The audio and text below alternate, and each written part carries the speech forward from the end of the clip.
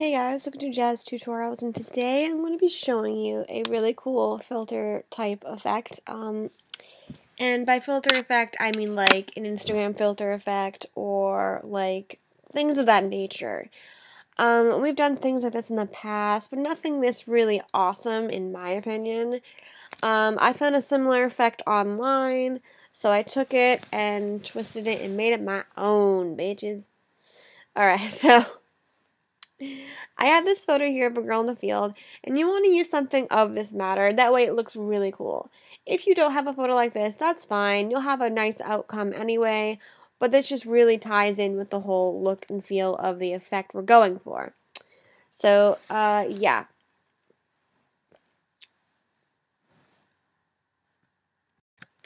Alright, so what you're going to do is when you have your photo opened, we're going to do a Command J or Control J and duplicate your background layer.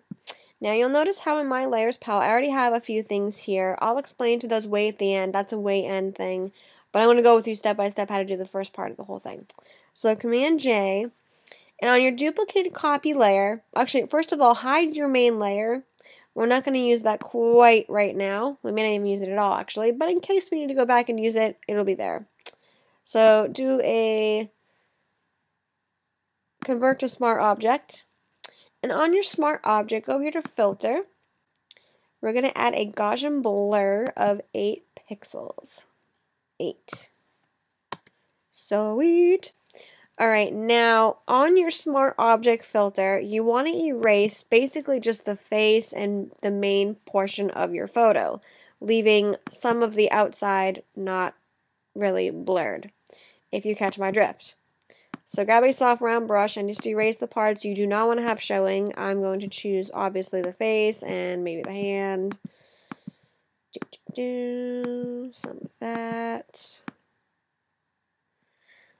Mostly her dress, because we want to give it a really nice, like, dreamy effect. That's what we're going for, guys. We're going to add a dreamy effect. So, I want to erase some of the flowers, because I think they're pretty cool. Not all of them, but just, okay. That looks fine for me, but you can go with whatever you like. Alright, now next, we're going to add a selective color adjustment layer. I already got mine here above, and I will show you what I've chosen. So let's go over here. So we're going to go start with the reds. So your reds are going to be over here. You can, and please follow my numbers, because these are going to be new. These are going to be essential.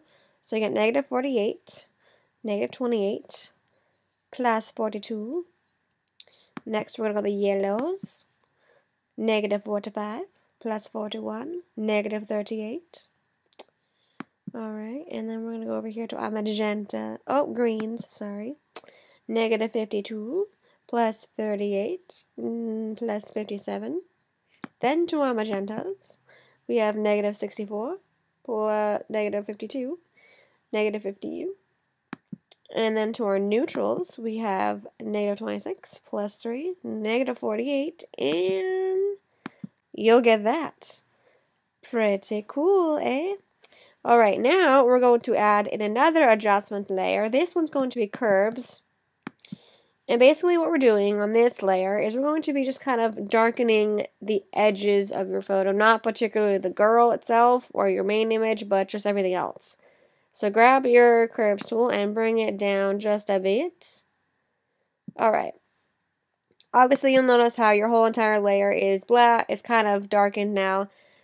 Take that adjustment mask right there, grab your eraser brush and erase the parts you don't need to have all dark. And for me, that would be the main lady.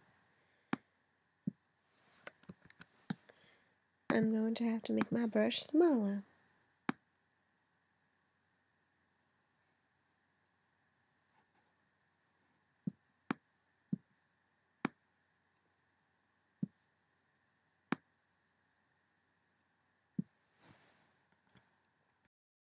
And then we're going to add another curves adjustment layer, and this one is going to brighten the face. So like we did before, grab this, bring it up just a bit. Yeah, that's pretty close. Okay. And then again, take your lovely eraser brush and erase everything but the face of your photo that you don't want to have glowing. Because we did that blackness for a reason. Do do do do do do do do do.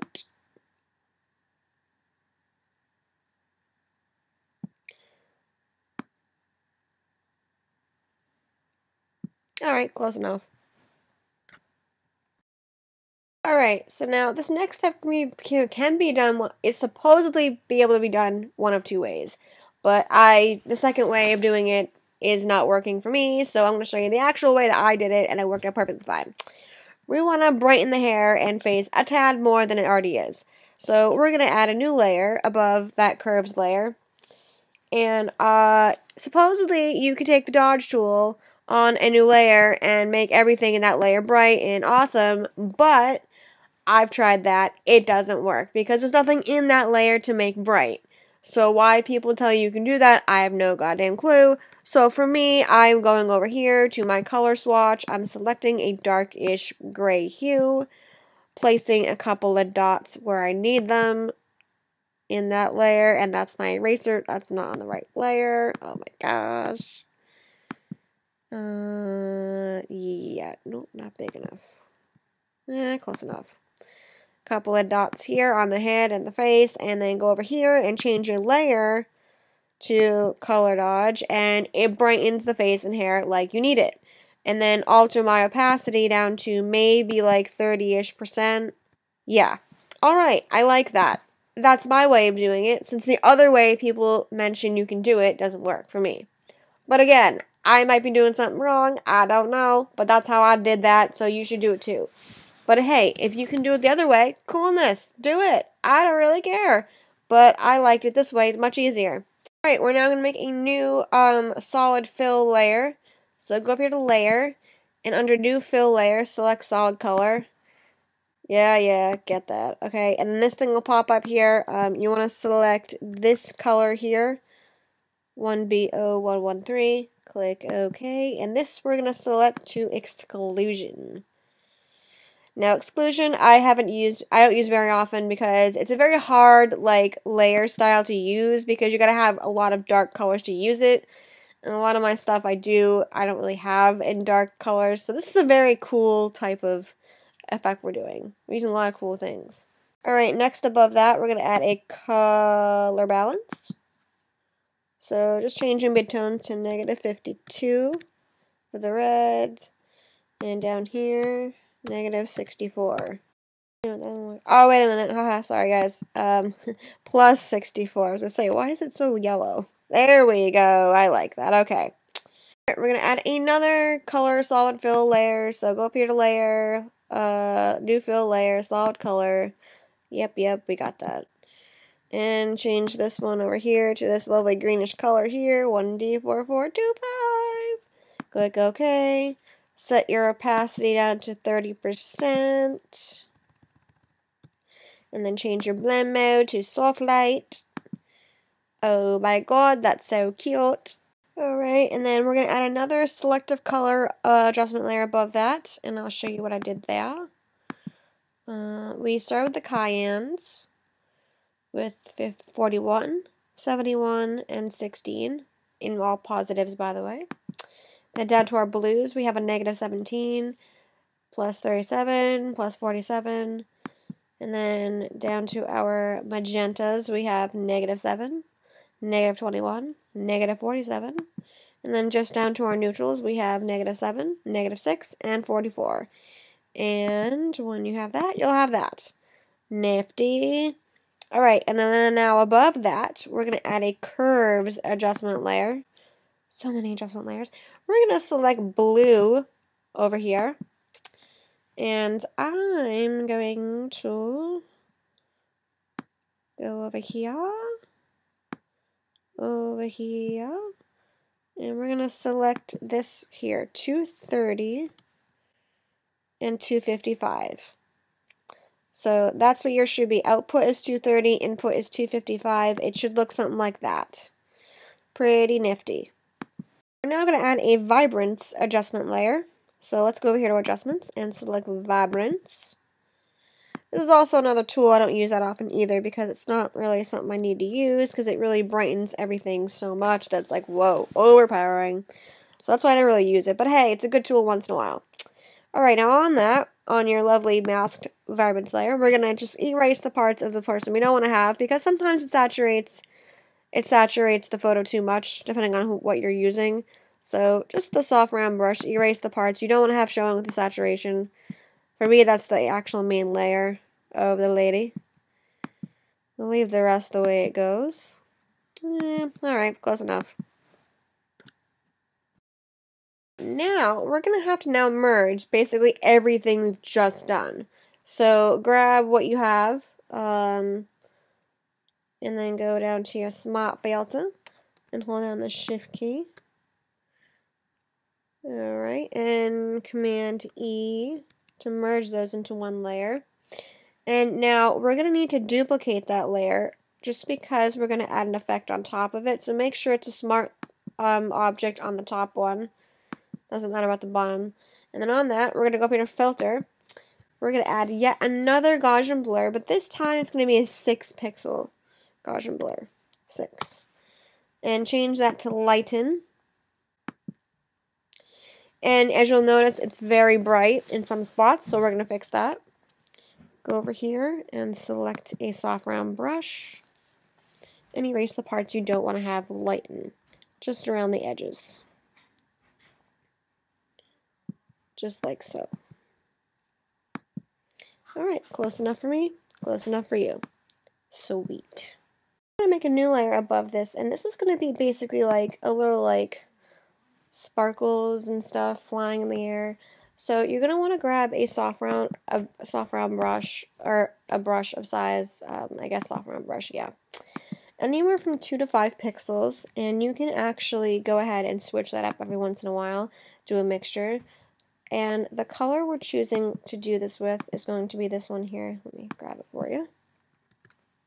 It's going to be kind of a whitish green-ish gray. So select that one there, and then just randomly all over the top or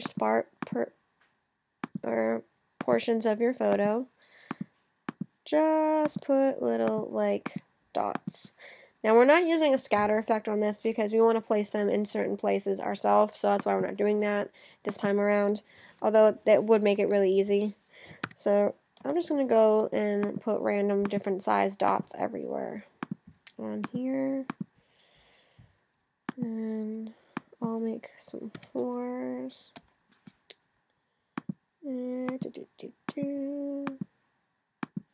Alright, good enough for me.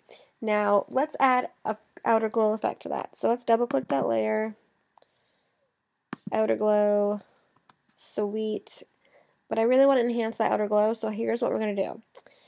Take your layer you just made, drag it to this box here, and make it into a group layer.